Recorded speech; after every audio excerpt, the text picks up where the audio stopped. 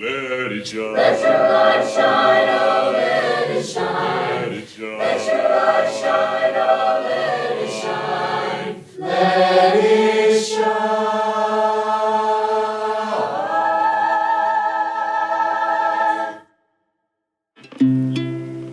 Growing up in Johnson County was it was strange, you know. I live outside of town, of course, so it was a little isolated. I was raised by my nan because both of my parents throughout my childhood were struggling with drug addiction.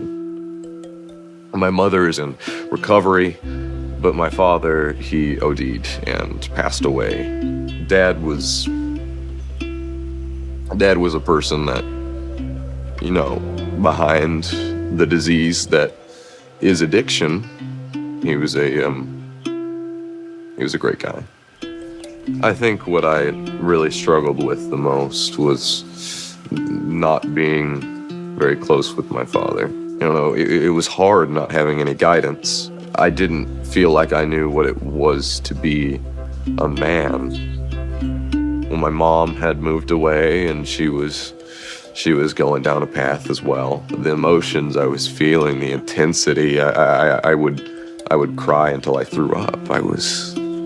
I made an attempt on my own life, and it was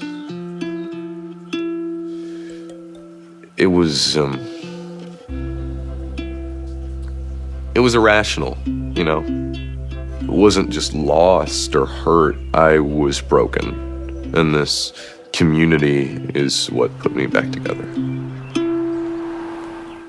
Someone who really went above and beyond was my drama teacher, Miss Warren.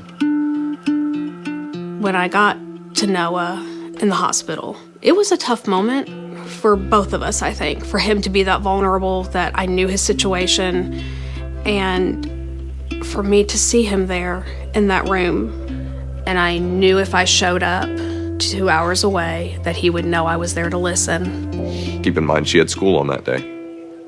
She was busy, and she was going to drop it all to make sure I was okay. Noah and I worked very hard on finding his strengths, even in his weaknesses. And I had always been one that he felt like he could come talk to. So the growth in Noah, it has been unlike anything I've seen. Nobody held me to any expectation to be better. They were okay with me not being okay. Well, choir had always been an outlet for me, so of course when I got to come back and sing, and you know, it was relieving.